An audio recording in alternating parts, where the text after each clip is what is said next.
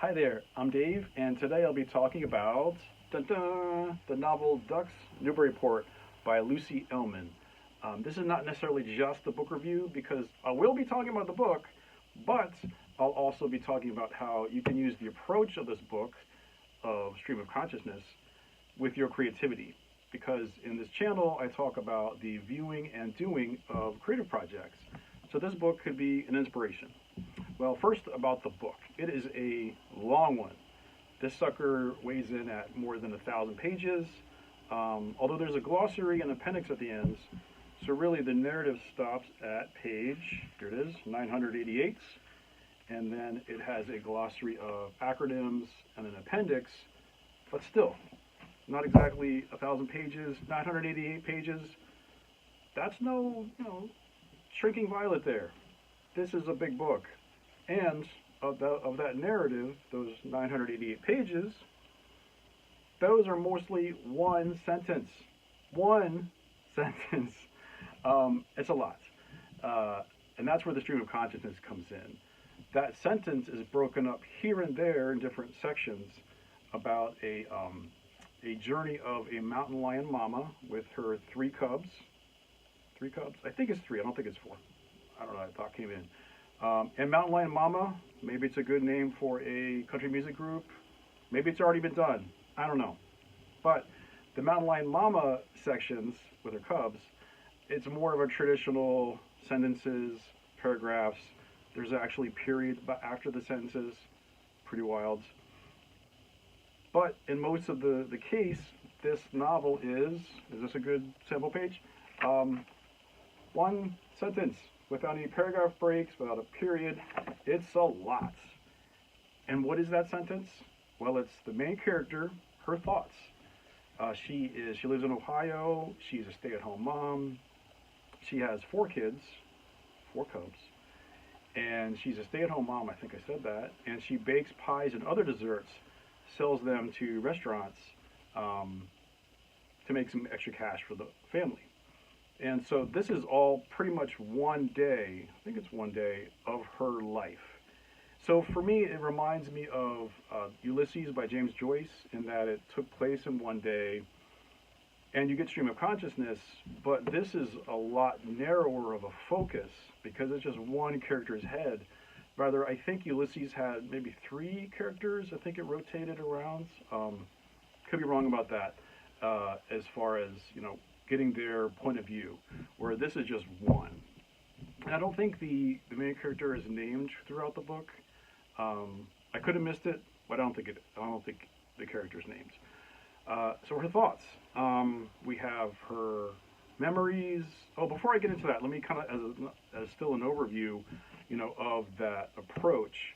I think there's a good description in here on page 504. Sorry, a little blip there. And so I'll read this description. The fact that I just realized that when this monologue in my head finally stops, I'll be dead, or at least totally unconscious, like a vegetable or something. The fact that there are 7.5 billion people in the world, so there must be 7.5 billion of these internal monologues going on, apart from all the unconscious people. The fact that that's 7.5 billion people worrying about their kids or their moms or both, as well as taxes and windowsills and medical bills. Shut in, shut out, dug out, bullpen. The fact that that's not counting the multiple personality people who must have several internal monologues going on at once, several each, so on and so forth. It's a lot. It's one word can jump to another word where it's sometimes they rhyme, sometimes it's related with the sound or rhyme or, bullpen. What was it? Shut in, shut out, dug out, bullpen. So it's just one thing leads to the next. Of course, that is stream of consciousness. But you get a lot of that where it makes sense to her with these related things. And those are broken up with the fact that you could use that phrase a lot. It happens, I don't know, on every single page. I mean, I admit, I skimmed some pages. It is not an easy read. Those turns in not exactly a curve in the stream, or a curve, I don't know, shifts. They're broken up by those the fact that. Now, back to what's the content. There are memories of her growing up. She was really close to her mom and her aunt. Memories of her kids growing up. I think her kids are, maybe I think they're all in the teenage years. The main character, I think, is in midlife. Middle-aged, I think, just midlife. Does that make sense? Okay, anyway. I think as far as this goes, still a little stream of consciousness sometimes as I'm trying to talk.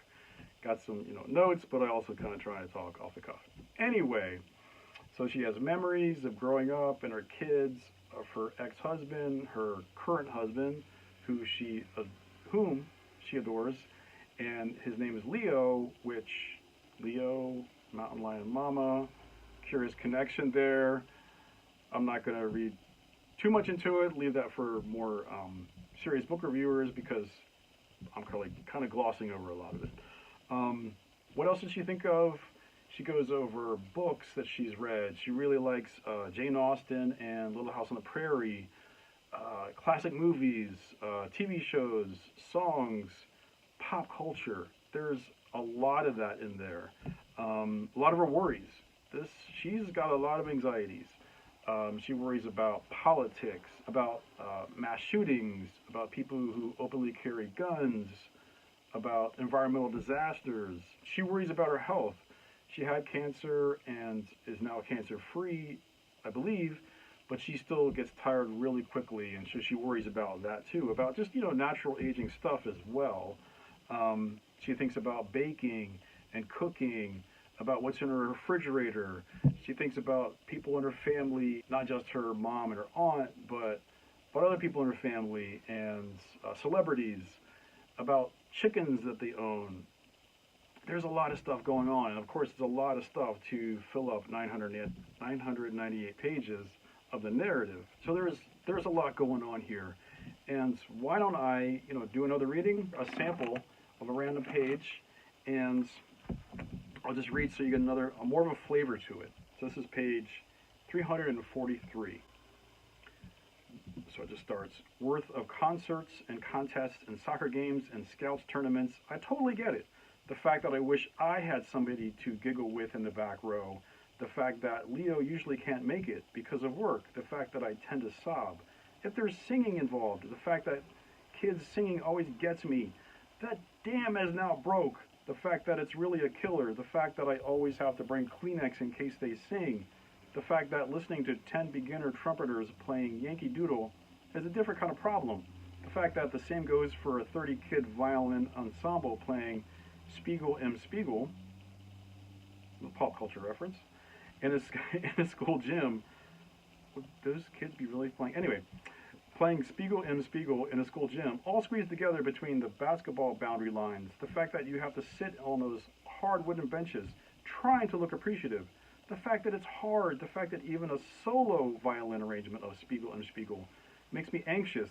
The fact that it's supposed to be all meditative and calming, but it makes me all of a jitter from worry in case one or the other musician goofs, or even the page turner. The fact that even when I've heard the same particular recording of Spiegel im Spiegel before and know what's coming, it still makes me tense, because you can never stop thinking about what trouble one falter of the bow would cause. The fact that all would be lost. So that's not really all that relaxing. That's not even a full page. It's most of a page, maybe 60%.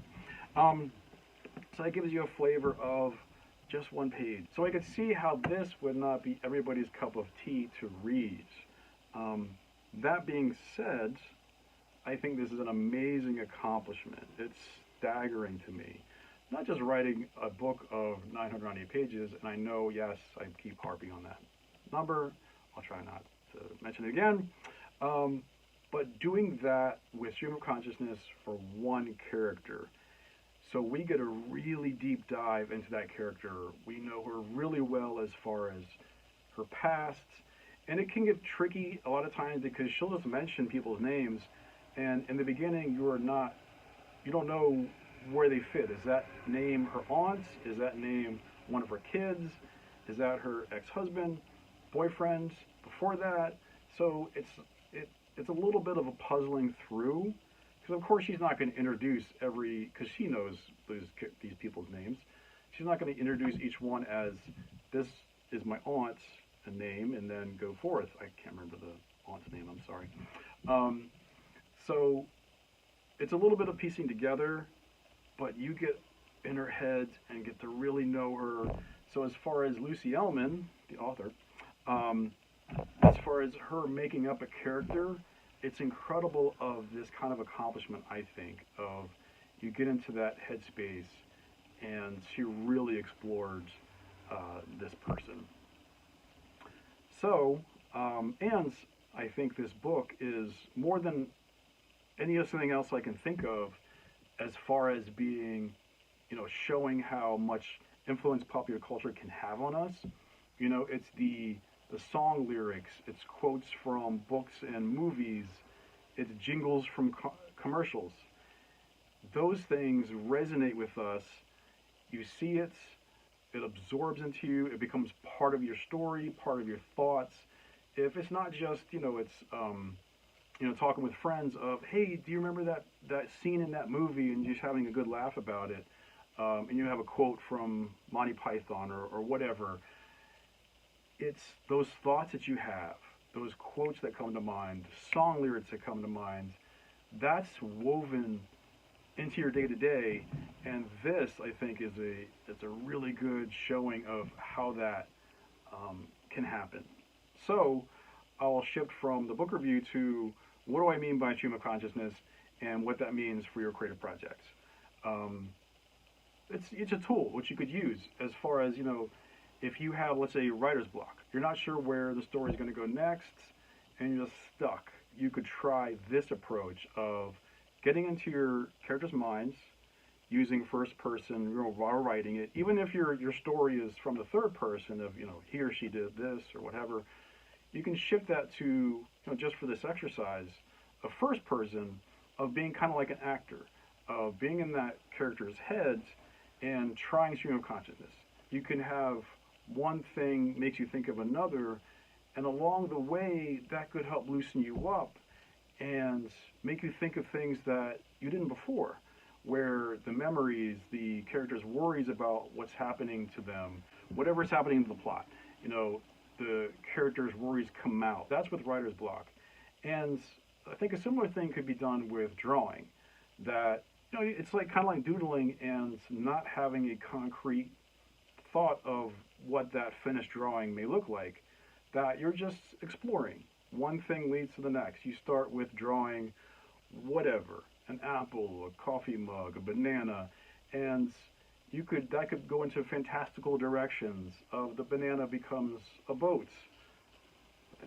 Banana split, boat, what have you. I don't know. It's more of an imagination arrival, and that makes me think of surrealism, the art movement of, from what I've gathered about it, dreams were a big part of that movement, where the artists, when they woke up and remembered part of the dreams, they would try to incorporate those elements, what happened in the dreams, into there. So it's a super reality or surreality. And so for stream of consciousness, you're not dreaming, of course, you're awake, but maybe you can tap into some subconsciousness stuff. I don't know. It's possibly, maybe, I don't know.